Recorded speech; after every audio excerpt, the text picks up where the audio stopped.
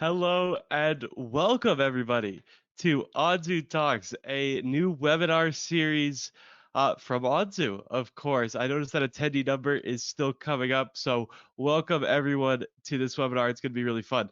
I'm your host, Mitch Reams. I'm an esports and gaming journalist. I write about advertising, marketing, and the business of esports and gaming.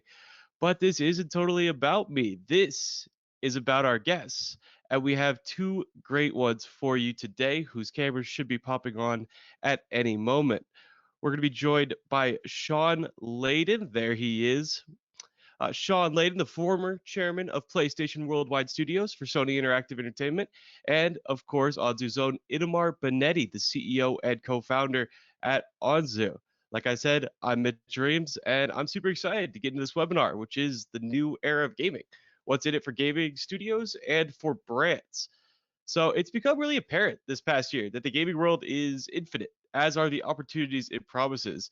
It's exciting to watch the whole gaming industry transform with 3.1 billion gamers across the globe, almost $175 billion in revenues, and momentum gaining quickly with everyone stuck at home during the pandemic. If Travis Scott's astronomical concert in Fortnite, attended by tens of millions of people, showed us anything, it's that the future is cross-entertainment, and that the hotly debated metaverse hints at its potential in more tangible ways. This creates new business models that allow game studios to monetize consumers across platforms, channels, and fandoms, and draw synergies between them. Let's start at the top level. Shawn, as gaming is evolving, where do you see it heading? Well, good morning, Mitch, and hi, Itamar, and everybody on the webinar. Good to see you this morning. It's an interesting question, Mitch. It's to your point. I think the escape vectors are infinite in the directions that gaming can go. We're reaching a new generation of consoles, as we say in the business, with the new boxes from Microsoft and from Sony, and I think we're seeing a lot of what the power unlocks for creators across those platforms to continue to make games that are mind-bendingly immersive and crazily ambitious. But I think there's more to the story of gaming than that. I mean, Itamar's got a great story to tell about how he's bringing more advertising opportunities across the platform. But at the same time, I think we're really seeing a coalescence of media, where you have music and film and television, and you've got games, and those two, that Venn diagram is starting to collapse upon itself, where the thread that holds them all together is really the idea of intellectual property and what one does with intellectual property. And maybe as we go into the future, we'll just take these great creative ideas and then select from which medium we wish to express it across, whether it's to make a TV show out of it, whether it's to make some music out of it, whether it's to make a game out of it, or to make all three. So I think in my 26 years in the gaming business, I've never seen those three forces begin to collapse upon each other. You mentioned Travis Scott and coming into Fortnite. There you go. There's another great hybrid across the two medium. So I think we're going to see an accelerant of that.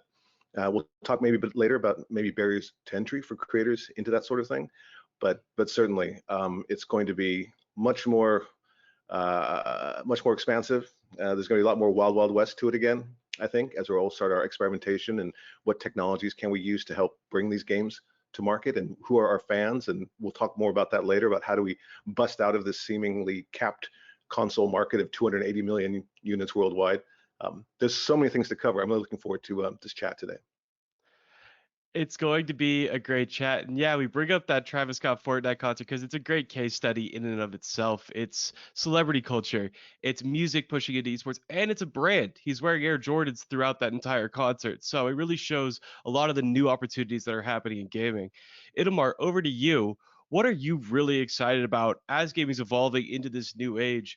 Where do you see it heading, and what are you excited about in that?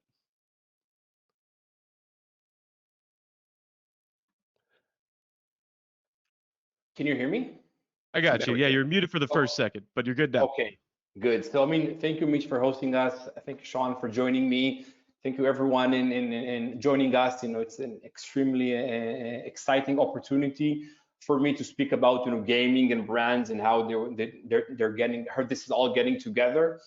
I'm in the advertising business for more than a decade, and something like 4 years ago, we saw what's happening in gaming, and we start to get obsessed with gaming as a communication channel. And I think it's just like a very exciting time in that evolution. So on the one side, and we'll speak about that, there's challenges and changes in the business models of games. game developers. But then there's also changes in advertising and privacy and IDFAs, and that has a big impact as well. And so we can also speak more about that. But just like in general, I think there's like a massive opportunity to align the advertising world and the gaming world, because it all started from a lot of game developers seeing advertising guys as the bad guys who want to ruin their artwork, where exactly, Shawn.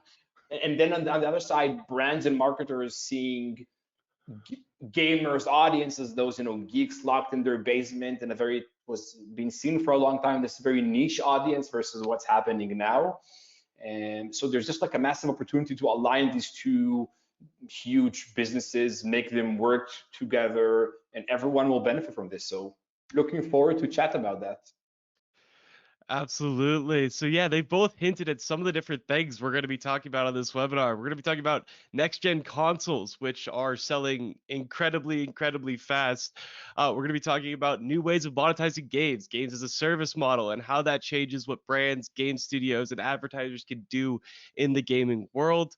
Then we're going to be talking about cross-platform play, one of the big trends of the last few years in gaming, and then of course advertising, the major brands that are in esports, that are in gaming, how they're bringing their brands into these gaming worlds and doing it in a way that I don't think people thought that brands would be as well received as they're being in some of these cases. So we're going to be talking about all of that over the course of this webinar. So let's start with the release of the next gen console. It's been the biggest story in gaming for the last 6 months or so. We had, well, 3 highly anticipated devices. First, Nintendo Switch in 2017, which really refreshed the Nintendo franchise. And then in the last year, Sony PS5 and the Xbox Series S. PS5 became the biggest console release in history, according to Games Industry. And the Xbox X has already sold more units than any other Microsoft console ever. So that's the first new console in 7 years since the PS4 and the Xbox One were released in 2013. From a top level, Shawn, what is one thing that you're particularly excited to see as we get our first new consoles in this iteration? I know this is something that gamers in general have wanted for a really long time. What's one new thing that comes with these consoles that you're particularly excited about? Well, the life cycle of the console is typically in a 6 to 8 year period. So coming out, waiting 7 years for PlayStation 5, let's say, to come out after PlayStation 4 is just about the right lifespan for these devices. And of course, PlayStation 4 is still the largest installed base of hardware across the planet right now, bar none. Soon to be caught up by PS5, I'm sure, but still PS4 is a huge audience, a huge market, 125 million units around the world, I think.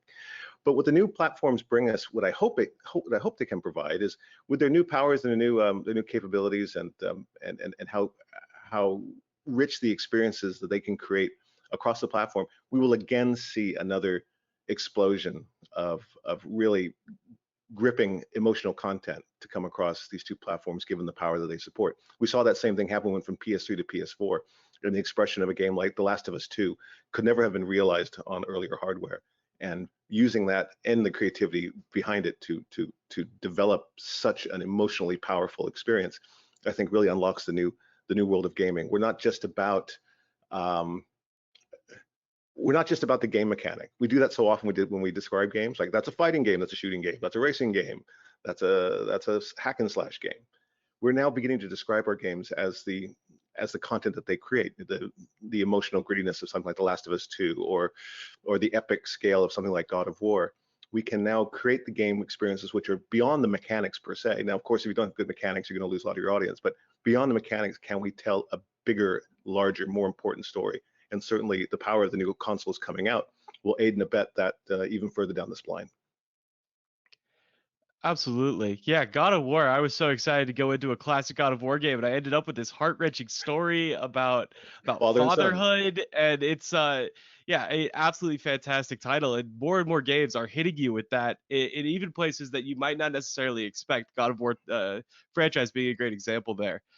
Itamar, over to you. With these new consoles, it is a big refresh. Like Shawn said, we're in a 6 to 8 year period. That was the same thing for the PS3 to the PS4. Now, as these new consoles coming out, especially for brands, for advertisers, for marketing, what's something new on these consoles that you think makes a big difference? I mean, I'm not sure if it's new, but I think it's like, next level, so to speak. So I think it's about the gamer experience, right? Like how immersive the experience is, how realistic the world is. I think it's important in the same breath to mention, the new Unreal Engine and in general game engines as something very complementary to the Xbox and PlayStation, Nintendo devices. It's of course with Unreal in their efforts, and Unity, Amazon with Lumberyard, and a lot of other and players emerging. This so rich environment and experience is just so exciting for brands, because as a brand, this premium environment, this contextual relevancy is something that there's not like a lot of mediums where they can find that. Of course, this interactivity element, and when you're active playing a game, there is no second screen. You don't watch you like to check your mobile and when you play. I think that's something the brands are really excited about, because a lot of brands historically were big sponsors of, let's say, sport events, right? And in urban environments, and that's how as consumers we interact with brands. We see billboards on the streets. Now is the game world becoming like a reality world, so to speak. Brands understand that they need to be part of that. Part of the power of a brand like McDonald's is everywhere on the planet you'll see their logo, right? It's almost like a cultural topic. And now there's this digital natives playing video games, and as a brand there is a risk if you're not being involved in communicating with gamers and being part of that environment. The power of those big brands will just not be the same. And as next generations, which gaming means more to them, are taking the main seat in a lot of executives role, we will see this like trend like evolving. But it's not only about the experience. The experience is just a trigger for a lot of things happening. So as there's amazing experiences, people play more video games. So there's more content, there is more gamers, there is more advertising opportunities. I think the metaverse is interesting in this regard, as people spend more time in virtual environments.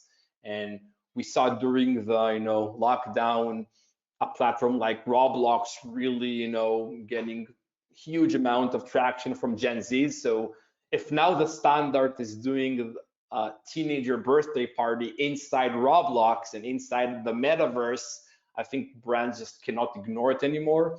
So brands understand that gaming is pop culture, and gaming, and everyone is a gamer, and so this is changing dramatically. And also, this change from maybe shooter games that in the past we're seeing as like a violent or a concern around brand safety. Now it's around brand suitability. And Fortnite, for example, did an amazing job of taking a shooter game, doing it a bit cartoonish, no red blood, and now all the brands are excited about that. So it's just like a really exciting times for marketers to learn and be educated on what gaming can offer. And it's really exciting for game developers and gamers having this new opportunity of having brands as part of the environment. 10 years ago, or in the last decade, a brand like Mercedes had a business model of game developers paying the brand in order to be able to use the Mercedes logo and content, in order to make the game more realistic, to bring credibility. This change of now Mercedes paying the games and not the games paying Mercedes exactly illustrates what happened in the dynamic between brands and games over the last years. So I mean, there's a lot more at the topic, but this is one I'm extremely excited because it's connected to almost everything. I think Itamar brings up a good point, because you look at something like a game like we did Gran Turismo, hundreds of cars in there. And of course, they all had to be procured through licensing agreements, and those typically went through derivative or ancillary licensing department 3, right, which used to handle those when you go out there to try to get a car license. And the fact of paying for licenses, I have to look back at Sega and go, I think it began with Ferrari 355. So I just want to put it out there. Yeah. But over time, Gran Turismo and games like that, and Forza is the same, it becomes an interactive digital showroom for all these cars. And you can see them all there, and they all realize properly. And to Itamar's point, yeah, these deals now I don't think are being done out of the licensing derivative department 3 group, but they are part of the marketing, part of the advertising group, part of the product groups. They see this not as just a way to make a nickel on the side, but really, how do we put our best foot forward through video games like this, and how can we bring that technology back in? I think there's a fashion brand whose name I'm going to mispronounce, Balenciaga, Yeah, who Balenciaga. who who did because of pandemic, we weren't having New York Fashion Week, we weren't having any of these big fashion shows on the catwalk, and so they were using interactive technology through a game developer to bring out um, the latest campaign forward using that kind of tech. So now we see even the advertisers and the brands adopting interactive technology, using Unreal to build their television commercials or their experiences out there, because it's still hard to get live actors into a room. It's still hard to set the thing up, and people are realizing the power and flexibility that digital platforms, from volumetric capturing to the actual digital creation of assets that are virtually pixel perfect with the real thing.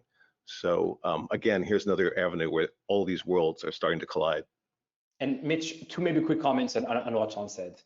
First, James Bond recently said that they're going to shoot the film again. And because of, it took some time to launch the video because of COVID, and Samsung was the big sponsor of that. But because the Galaxy device needed to be up to date, they needed to have the home film shoot again. And I think this shows the importance of brands and up-to-date content as part of every real environment, if it's a movie, if it's a video game. And I think that's part of like how brand will get more involved in the gaming business. So the ability to keep like the relevant content and up-to-date content is part of making the movie or the game better. So I think that's one example. In the other side of that, let's take Call of Duty, and like let's take the mobile version that smashed it in the last year and took a lot of their competitors behind. I think like Call of Duty and Activision is one of the biggest digital out-of-home companies not earning a penny from it, right? Because there is fake ads, digital out-of-home, and billboards to make the game more realistic. And I think so the brand placement is already there. And I think like the combination of the volume that a game like Call of Duty has with how natural that is, connect that to a lot of research with ComScore and other leading vendors that gamers prefer real brands versus fake ads. And I think that's where the industry is going. We saw in Netflix more and more product placement, very naturally part of the series, to sponsor the series. So I think it's all getting connected. The real brands versus fake ads thing is something that's incredibly fascinating with me, especially relevant right now, because this came up with Grand Theft Auto. When the game came out, obviously a very red blood game. I think we all know Grand Theft Auto, not very brand safe in many ways, but players went and modded it to bring real brands in over the parody ads where you'd have a fake Sprite ad, which is very clearly yellow and green. It's a soda bottle, but it's not Sprite. And that was how they modded it to bring these ads in. Well, Grand Theft Auto 5 is still the top game on Twitch. If you go over to Twitch right now, it's going to be one of the top 3 sections on the platform, and all these big streamers are playing it. If you were a brand who made that call, it's like, hey, it's not brand safe, but we want to be in there, we're a little bit edgy, you'd be having dividends paid for like the last 8 years at this point, like massive brand exposure. So do gamers want that increased realism? And when did this flip? Because it always seemed like, to your point at the beginning, gamers, they didn't want to mess up the art. They didn't want brands in this fantasy world that they're operating in. And all gaming worlds are different. Some are more realistic, some are more high fantasy. Shawn, in your opinion, did this flip? Did gamers become more welcoming to ads? And if so, when? I think it's all in the application of the ad. I think we've seen real brands in most of the sports games from the beginning of time, whether it's the Longines time watch or Rolex time, or when you play a game again like Gran Turismo and you see Pennzoil ads and you see Chevron ads and things like that, because that adds to the realism of the experience. If you had fake oil companies and fake gasoline banners, that just makes it look cheesy, and people think, wow, you didn't have enough time to arrange something more realistic than that. But I think to your other point on certain content categories, it's difficult for brands to embrace. And we did a game on PlayStation 2 about almost 20 years ago now called The Getaway out of London. And that was one of the first games to really try to create a real life contemporary cinematic experience using brands from the street and, you know, modeling the downtown of London, but going through and clearing all the brands through that and trying to explain to them that, yeah, people get killed and yeah, there's blood and yeah, people steal cars. Some brands had a hard time getting associated with that. But we've seen now, even in the world of cinema, brands are more accepting of stuff blows up in Mission Impossible, and I want my thing to blow up when Tom Cruise is standing there. In the gaming world now, it also provides the conduit to reach a wider audience, and people are now accepting that. With $170 million global sales across the platform, gaming is not a trend. Gaming is a category. It's an industry now, and people are beginning to understand that. But interestingly enough, while gaming itself on the aggregate revenue is probably 5 times or 6 times bigger than music, the power of the cultural throw weight is inverse, right? Music still has much more cultural impact across society than gaming does. Despite the fact that gaming racks up all the revenue, music is what connects a lot of people and speaks to a lot of different groups.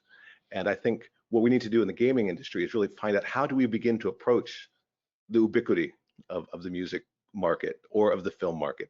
Film stars and music stars and their properties still get a lot more coverage in the press and amongst the population than what we create in the gaming industry, even though dollar for dollar, we're raking it in. So what is that? How are we just speaking to a very high spending cohort of 300, 400, 500 million people, and we just can't break out of that? How do we get to new consumers instead of just spending our time trying to steal customers from other gaming platforms? Let's build the whole pie instead of trying to steal other pieces of other people's pies inside gaming.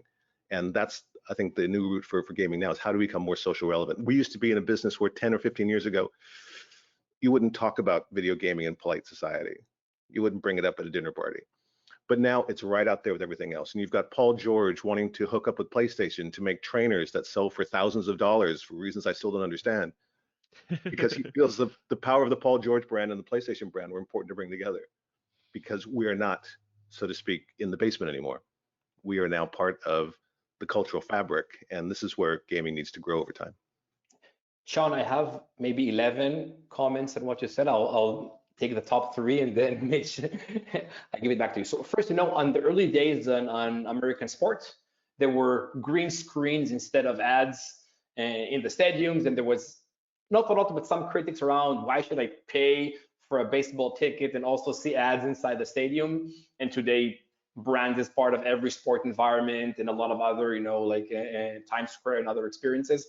So I think something similar will happen in the video game industry where it will be more acceptable and part of the environment over time. And there's education on the producer side and education on the marketer side. And a lot of what keeps us at Anzu busy is around that. But I think even having this webinar is like a baby step in having these conversations on how to do it right, how should brands and games look at this. So that's maybe one comment. Second is, in mobile games, most of the ads today are pop-ups and full screen and intrusive ads, and because of that, brands are not very excited about that medium. So most of the demand and campaigns and advertisement we see in mobile games is performance budget. Is basically an application who wants an app install, who wants a user acquisition, who doesn't really care about that they're blocking the gamer in order to see the ad. And I think something really exciting about we're trying to bring to is this new marketplace where the advertisement respects the gamer, respects the gameplay, and we believe that it will yield into AAA games for the first time accepting monetization, but also brands now getting more excited about advertising in games. And we believe that's a big reason why brands were not really excited about advertising in games. So I think that will now create, instead of other games bringing bad experiences to take new users, we'll bring branded content, we'll bring new types of advertising into mobile games. And so that's the second thing. Third, when we speak about brand safety, an example I always give to marketers, let's take football games, right? So the game itself is not as violent as a shooter game in an esport tournament, CS:GO, for example. But let's think about what's happening out of the stadium. People get drunk, people get killed. There's a lot of violence there versus this well-educated like esport fans who see a violent game, the game ends, and each one goes to his thing. So I think brand safety is not only about the experience itself, it's also about the environment. And I think that's an example that, from our experience, helped a lot of brands look at this in the right way. I mean, this is a video game, this is not reality, and this is part of the culture. I mean, if a lot of young adults play a shooter game, then that's just the reality and the standards of the culture, right? And Call of Duty is a pretty violent game. Big brands like PepsiCo are heavily involved in sponsorships. The same PepsiCo said in the past they will never get close to a shooter game. Now they have some exclusivity around that. So I think that's where things are changing, where COVID had a really strong impact on that, and that's where the timing is right to, again, make the producer and the marketer to be able to have a smart conversation about how to balance the needs of each one of the ecosystems. Absolutely, absolutely. My favorite example on the silly brand safety front is NASCAR, where billboards on wheels race at very high speeds and then crash and sometimes flip over and burst into flames. And apparently we're okay with that, but not with video games. So the way that these are applied are often a little bit possibly disingenuous, possibly could do with a higher scrutiny. I also want to add that attendees, if you have questions, we're reserving the last 15, 20 minutes of this webinar for your questions. So please put those in the chat, start putting them in now, and then once we get there, we will start asking those questions to our great participants. So that's coming up really quick here. Let me open up chat just to make sure, see if there's been a few of these. But yeah, we would love your questions. So please feel free to put those in there, and we will be asking those in about 10 minutes or so as we continue with this webinar. So the next thing I want to talk about, Shawn, in your answer, and Itamar as well in yours, talked about accessibility. Bringing gaming to more people. Itamar, you mentioned mobile games. This has been huge, especially for a lot of other regions outside of Europe and the US and Israel, of course. So where we're seeing mobile games take off, China, India, Brazil, Africa, with just these crazy numbers. And then the other big initiative on this front is cross-platform playing, and not just having mobile games be mobile games, but be Call of Duty mobile, playing in the same game, the same world that they play in on PC or on console. Same with Fortnite. I believe Rocket League has a mobile version now. There's games are creating. League of Legends is about to announce or just released Wild Rift, their mobile version. So Shawn, as we talk about cross-platform play, this is a relatively new phenomenon and kind of a direct result of the massive popularity around Fortnite in 2018. We're seeing it become commonplace with developers allowing Xbox, PlayStation, PC, even mobile and Switch players to not just play their games, but play their games together. How is that adding more accessibility and turning gaming into that common thing that we all do together?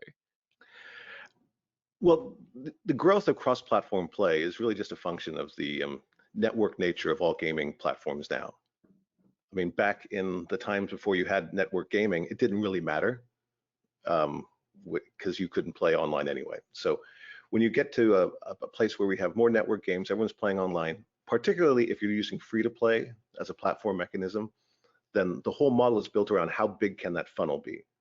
How big can you make your addressable market? And cross-play, cross-platform, cross-play, cross-purchase, cross-progress, these kind of functions help create that larger addressable community. Because within that funnel, just like with mobile gaming, but the metrics may be slightly different, the vast majority of people who come in don't spend any more money. They just get the code, get in there, they get playing, and they either grind for what they need or they just don't get anything else. They just enjoy the gameplay and the social aspects around that. But if you can get anywhere from 3 to 5, well, 5% is pretty high. If you get them to start to buy into the in-app purchases, then you have a successful business model. Go ask the guys at Epic; they know really how that works. So that's why the cross-play funnel opening is so important. Just because you want to make that daily active user base to be as vibrant and as populated as possible. I think that's a function that will continue to grow the marketplace. But still, yet again, we're still kind of talking to the same sort of people, right? We're talking to the shooter crowd. We're talking to the Dota crowd. We're talking to people who enjoy those kinds of games, which we should continue to support and go forward. The questions we look at now is how do we get to all those people who still haven't come in and begin to enjoy what gaming has to offer? Maybe because we're not offering something they enjoy, which sounds sort of self-explanatory, but and how do we do that? I think we do that also by pushing the button around getting more tools into the hands of more creators at a cost function that will allow them to participate. Right now, the whole gaming market is kind of bifurcating into either you are the $120 million blockbuster and all the economics that go around trying to make that successful, or you're kind of a very scrappy independent team building truly innovative stuff at a lower cost point for the team, due to size and other things. But that whole centerpiece, we don't even talk about AA gaming anymore. In fact, people are now talking about quadruple A gaming. I don't know what that looks like. I never made one of those. But without that centerpiece, where so much innovation and experimentation was happening, that's the world of Parappa and the world of VibRibbon, two of my favorite games to shout out. We need to create ways, whether it's through Unity or Unreal or even using the Dreams engine that Sony PlayStation developed last year or released last year, getting more of these tools in the hands of creators to see what they can do that's interesting in gaming. It's like we used to say, if we can get a guitar in every kid's hand, we'll have more great rock stars. So if we can get these tools of creation into more hands of people who maybe didn't even think that, well, I can make a video game out of that, what would that look like? They're trapped now by the bar to entry, I think, on costs or having the equipment or the technical skills to do that. We need to find ways to make that easier for people to get in there, because that's how we're going to grow the market. That's how we're going to get new people in. We're going to make new content in a video game interactive way, but it's going to appeal to people who we don't manage to talk to now. Absolutely. And there are some really cool examples of what that looks like when those tools get in the right hands. And one example I'd bring up is Among Us. The game came out, it was a 3-person studio, just 3 people, released in 2018 originally, but didn't blow up until partially the pandemic and partially just people found out about it and started playing it over this last fall. If you haven't heard of the game, it's a sociology experiment in a video game, basically. You 2 people are imposters, the rest are crewmates, and the goal is to figure out, hey, who's being the imposter, who is wreaking havoc among this ship, and there's lying, there's subterfuge, and it's playing with your friends in a way that video games never really did. Usually you're either against your friends or you're playing with your friends against other people, either computers or other humans. And Among Us flipped that on its head a little bit. It was like, hey, I'm playing with you, but am I supposed to be playing against you? I'm not sure. And it was massively popular for quite a long time. I just saw Jimmy Fallon did an episode on it like 3 weeks ago. He was like playing Among Us again. But as we look at games like that, Inamar, what is the success of those type of games really show to the rest of the gaming world? Because it gets into that accessibility as well. Among Us is a mobile game. You can play it on your phone relatively easily. What is the success of games like that made by small studios kind of show about accessibility and how the gaming world is changing and becoming more open to more people? Yeah, I mean, Mitch, I'll give you a short answer. I think else we need to add like another 3-4 hours to this session because like time passes fast here. I mean, just maybe to first touch your previous point. So, I mean, about crossplay, I think there's 2 interesting points about crossplay, one from a game developer standpoint and one from an advertiser standpoint I want to emphasize. From a game developer standpoint, because before, like up until the Anzu technology, the only types of games that could have a business model of advertising was mobile games. We're the first company to bring, to console, to PC games, to AAA games, to all the different game engines, the ability to put ads in the game. And I think that's interesting because this business model is exactly about giving the studios more resources to do better games, to focus on the content. So I think that's an important, because if you look, I mean, Shawn, you mentioned AA console games. I think that's a really interesting group to look at, AA console games.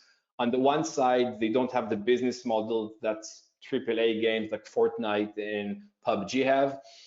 but if those games are free, the AA console games are forced to be free. On the other side, mobile gaming is significantly cheaper to build, faster to build, a lot of business model around that. So that AA console games are stuck in between in the sense of business models. And I think that's where we see a big opportunity to partner with those amazing studios.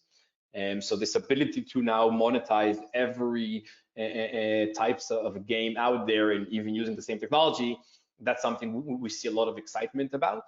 And from an advertiser perspective, cross-play is about omni-channel marketing. I mean, one of the reasons advertising in games didn't become a big business, because if you see the time spent on gaming versus the ad dollars allocation, you see that there's a problem. If you compare time spent on gaming versus any other medium, if it's social, search, TV, audio, you'll see a big gap in the gaming market. And one of that is gaming is not mobile games.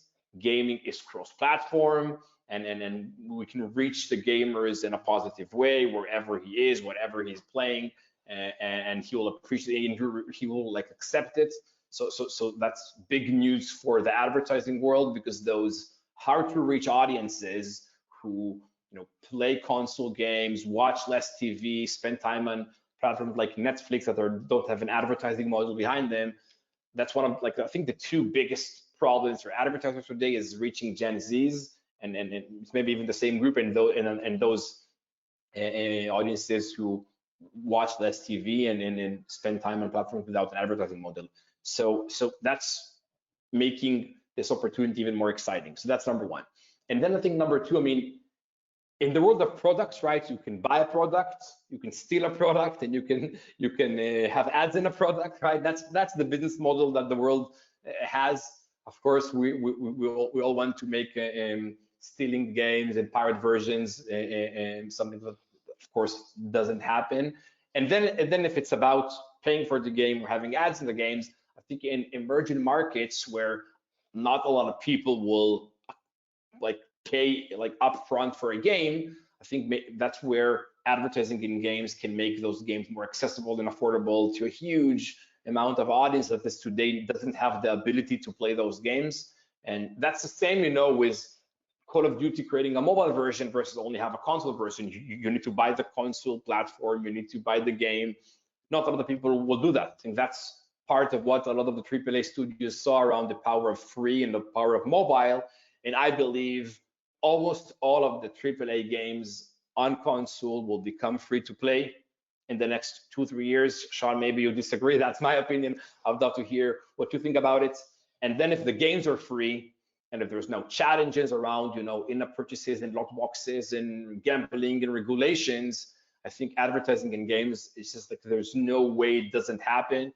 And we see a lot of the big studios, Epic, EA, Activision, hiring a lot of advertising experts to key roles, like to president and C-level roles, because they realize that working with advertising will become an important pillar for the AAA studio. So that's how I see this. And of course, this just pushes the trend that we're trying to educate the market.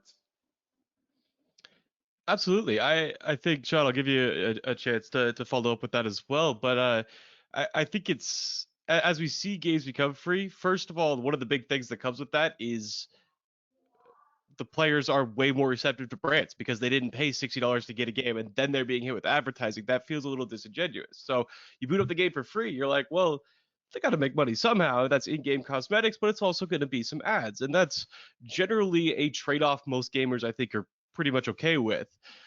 Shawn, in your perspective, we are seeing how games monetize, and there's this free-to-play games as a service model. Fortnite, League of Legends was the OG in this front.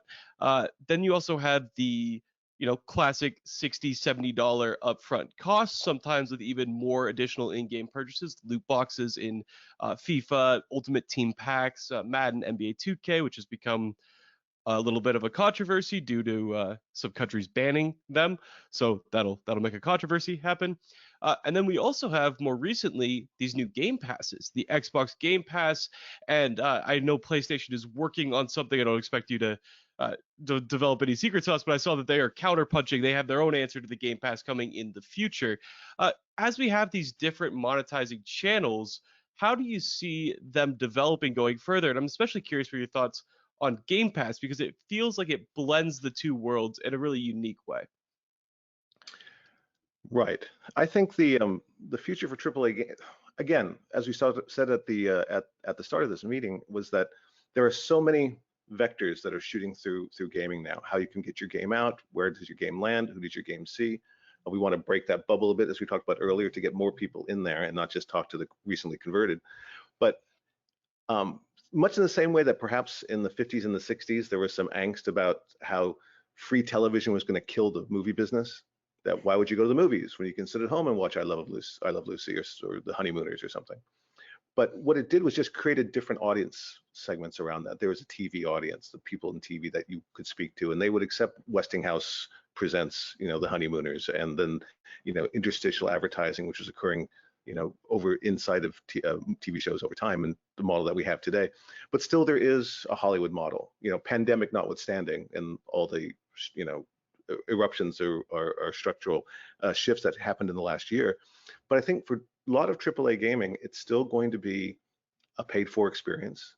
The budgets that go around to make these are very difficult to recoup if all you have is a subscription window. I mean, until you get to like Netflix numbers, where pennies per user, there's a lot of users, so there's a lot of pennies. I still think for game companies, it's going to be hard to put first-run stuff in there. Though I know Microsoft is doing that, and PlayStation has been rumored to be doing the same thing. I think that's still in a very experimental stage. I think that it's still going to be hard to create completely subscription platforms where you have brand new $150 million blockbuster games dropping in this service for $9.99 a month across a user base, unless you have hundreds of millions of people signed up for it. It's really hard to see that model working in that. So I think we're going to continue to go forward with a combination of models. There are certain games, the Fortnites and the League of Legends, where I think, to your point, Mitch, hey, the Xe didn't cost me anything, so I'm going to have to pay a little bit over here because I don't want these guys to go out of business. And other people are going to say, okay, if we're going to have something like, again, a God of War, it's got to be a $60 robust experience. And I feel that I got my money's worth out of that. Nevertheless, that's still going to have some tension, because when I started in this business back in 1996, 95, 96, games were $59.99. And today in 2021, games are $59.99. But the cost per unit has just gone through the roof. We were making games for $6 million back then or less. Mm-hmm. This model is at a breaking point right now, if you ask me. And I don't think the answer is just we'll double up on the advertising, we'll drop it into a subscription service and hope for the best. I think that's more than a couple of years down the road. I mean, Mitch, I think there is an opportunity. There's still a big opportunity around putting ads in paid games. I mean, of course, the user base will not be as significant as a free game, and advertising is a factor of how many people played it. But I think what's interesting about paid games, and of course for paid games, if it's intrusive ads, it will never be accepted. We see a lot of paid games accepting our in-game format. There's like billboards, posters, and wall. I think what's interesting is from an advertising perspective to look at this, because to put an ad in a paid game is something different, right? If someone pays $40 for the game, or $50, now there's Shawn, now there's also $70 games with next generation. If someone paid that amount, and then of course you also buy the console, it says something about his financial situation. That's time that is very important for him, right? Because there is the idle time you play a mobile game is very different than this important time of playing a console, like in a AAA environment, and being really blended into the environment. From a brand perspective, to put branded content in $70 games, it cannot get more premium to that. And a lot of marketers are looking at how premium is the environment as a way to choose where to advertise. So then the opportunity is to go back to game developers and tell them we can bring significantly higher payouts for those games because they're paid games, and the marketers appreciate these environments. So I think that there's still a big opportunity there. And there's something that Phil Spencer, the Xbox boss, is speaking a lot about around diversity of business models. If it's like a prepaid version versus ads versus in-app purchases versus subscription, I think that is the key here. Having a lot of different tools to monetize, and each game decides what mix makes sense for him. And where we are trying to champion is the concept that our format can work with basically every model. It can work with a paid game, it can work with a subscription model, it can work with in-app purchases, versus like a full screen ad that I don't think can work with a paid game, for example. Absolutely. Makes sense. So we're going to wrap it up there because we have questions to answer. And I had the wrong chat pulled up, so I didn't realize how many questions had been asked. So let's go through these, and I'm going to hold you to about a minute if we can do it on each of these. I'll try and direct them where we can. So we're going to start from the top here. Shawn, mobile aside, how do you see the path forward for traditional game companies to grow their audience and therefore their install base? Well, something we touched on earlier was we need, I think the console companies pretty much know who their fans have been for the last 20 years, and we know where they are, and we know where they're going to come from. What we don't have good visibility on is where the next cohort is going to enter through, and how we're going to reach out to them. And that's why I think it's so important at a studio level that we continue to expand the palette from which we draw upon, meaning to say the talent. We need to get more people into the idea that if you're creative or you have a story to tell and you have something to say, maybe gaming is a place where you can do that. And fear not, we don't have to all go to Cambridge and get a degree in maths.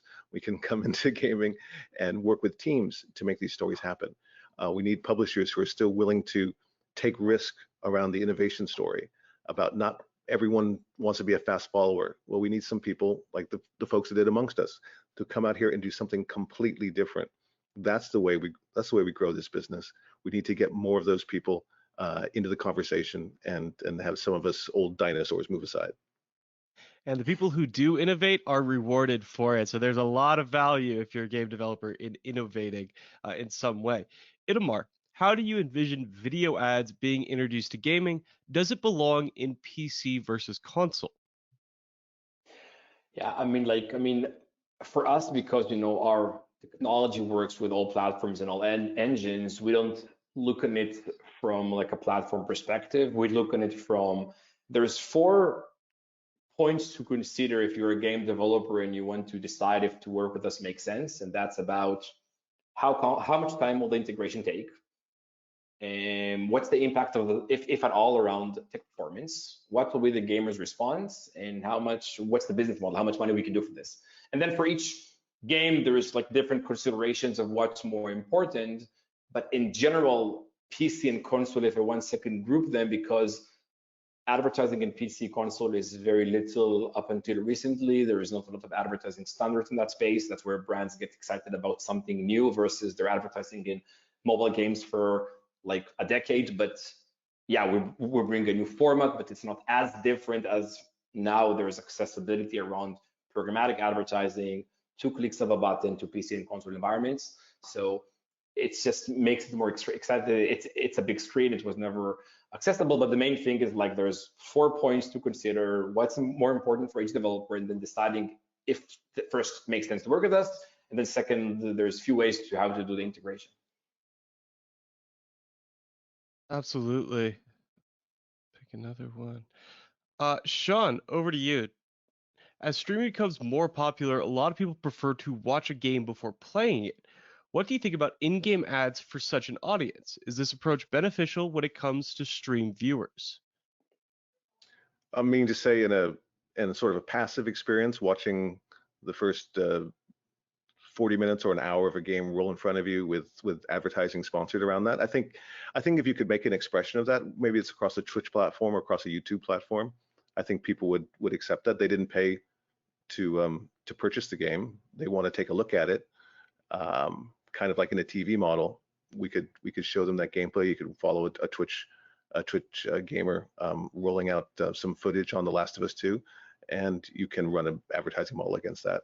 Again, I think to the point I think we all agree is once you start paying for a thing, your tolerance for allowing advertising to come in is reduced tremendously. Unless, of course, it's in a contemporary scene and on that street corner in Chicago, that Starbucks is there, and that's why we have it there. It adds to the story. But you wouldn't really have that down by the lake in God of War. There was no Starbucks there. Yeah, no Brandon Nilfheim. That's good. That's what we like. But then on the flip side of that is you have the sports games where you expect billboards, you expect those brands, and those brands fit naturally there and have been there for a long time. Yeah. On that same vein, Itamar, how does a company gain access to in-game ads and top-tier titles such as GTA, Need for Speed, Forza, etc.? I'm not sold on mobile ads, is how the question reads.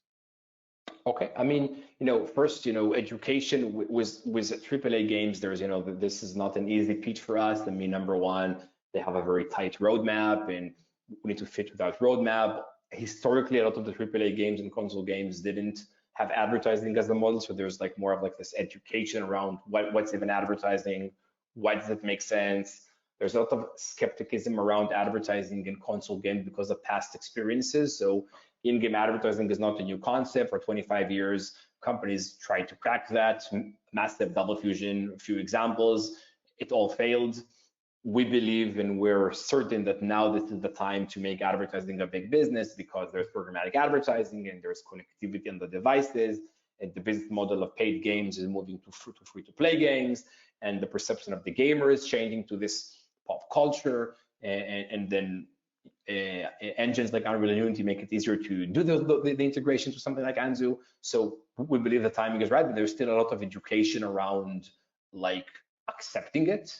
I mean, of course, our vision is first and foremost the AAA games, those most exciting environments, and we have a lot of progress in that regard. I mean, because of NDAs and confidentiality, I cannot give some names, but stay tuned for a lot of really exciting and partnerships we're very proud and honored to be part of. Absolutely. Looking forward to that. Shawn, back over to you. What are the hurdles, time, and cost to educating advertisers into the space? Corporates are habitual, and dynamic in-game ads stress their comforts/habits. That's probably a better question for Itamar because he's had to do it. I haven't had to convince anybody to take advertising yet. Itamar, then, do you want to take that one? Yeah, of course. I mean, like in general, like let's go 3-4 years like back. The conversation was why gaming, and not a lot of brands were sold about the concept of why gaming. Today, every brand in the world understand that he needs to look at gaming. The better question is like, what types of games? So if in the past, a brand will tell me, yeah, it's really cool advertising in game, but the gaming audience is not our audience. I would argue every brand in the world has an overlap with the gaming audience, and the better question is which types of games, a mobile game versus a console game, a shooter game versus a casual game versus a sport game, will bring that number one, the right audience that the brand wants to focus on, and number two, the contextual relevancy for that. And we see a lot of things like the advertising organizations now have board meetings and committees around advertising in games. All the big advertising agencies are now building gaming practices and gaming teams. So I think now it's like most of the ecosystem is sold on this, and it's more around, okay, so fine, we want to do something in gaming. This is like a very new market for us. What are the opportunities? How can we do that? And so it's significantly easier now. And COVID had a big impact around that. When there were no sport events and no out-of-home interactions, like digital interactions and video games became an important part. So we saw a lot of brands who were speaking about digital innovation for 10 years. And then actually COVID started, and they actually within a few months implemented and actually started to do that. And so yeah, I mean, like, so there is still a lot of education, but those amazing AAA games and the huge user base behind gaming speaks for itself. So like a lot of our pitches is just to show some examples of a game we work with, and like automatically the marketers will get excited and will want to be part of that. Absolutely. All right, we have 3 more minutes and we have 9 questions, so that we're not getting to all these, and I apologize to the guests who asked these and we are not answering them. Shawn, a couple directed straight to you. music and movies can be watched and can be more easily connected to wider audiences, possibly because of this. How much do you think that video game spectating is key to becoming as culturally impacting as music? Yeah, I mean, that's true. Music and movies are what we call a lean back experience, right? You lean back and you enjoy it, where gaming is a lean forward experience. You have to get your head into the game and really concentrate on what you're doing. The unwieldiness of the controller notwithstanding, that's a whole nother rant I could go on, but we don't have time for that today. Um, I, I think as people begin to, it's changing. The culture is changing. I think Itamar hit on something important right there, and I just wanted to jump in on top of that. Is, the music world and the movie world and the advertising world. We talked to movie studios 20 years ago about games like The Getaway and can we bring that to the big screen, and quite often got, if not laughed out of the room, we got politely listened to, and then we were asked to leave. But what we're finding now is that the executives, the decision makers, the leadership that we're speaking to in places like Hollywood, and I'm sure it's the same with Itamar talking to the advertising world. These executives grew up with gaming. They grew up with it. They understand it. They know what it is. 20 years ago, I was talking to people who thought I wanted to bring Pong to the big screen, and because that was their understanding of video gaming. The zeitgeist around that, just the natural cultural growth over time, has now created a leadership cohort across the world who knows what gaming is, who quite often are gamers themselves, and realize that this is an area that they can leverage to expand their movie audience by making Uncharted into a movie, or by expanding their advertising platform by working with folks like Itamar to bring their brand stories across the gaming platform. So it's a generational shift in a good way, and I think that's why this flywheel continue to spin faster and faster with time, because we don't have to explain to people again what a video game is. Hey, it's a good thing to walk into an environment and assume people know what you're talking about when you reference top video games in a way that didn't used to exist. So that's our time here. I was debating trying to fit one more question. Again, I apologize to the people that asked their questions. I wasn't able to ask them to our panelists, but we're out of time. So Shawn, thank you so much for joining this. I really appreciate you coming on to share your thoughts. Itamar, great thoughts on in-game advertising. So glad that you asked me to host and that I could be here to help direct this call. And to our audience, I hope you all found something enjoyable, insightful, interesting, something good, hopefully, out of this hour you spent with us. We appreciate you all coming to spend your time. This is going to be a recurring series here with Anzu, where we're going to talk to other great guests. I believe I'll be hosting, so I hope you weren't sick of me after this 1 hour. So looking forward to that and more discussions in this front. So to our guests, thank you so much, and to our audience, thank you all for joining us. Cheers, guys. Thank you, everyone. Bye-bye. Thank you, Mitch.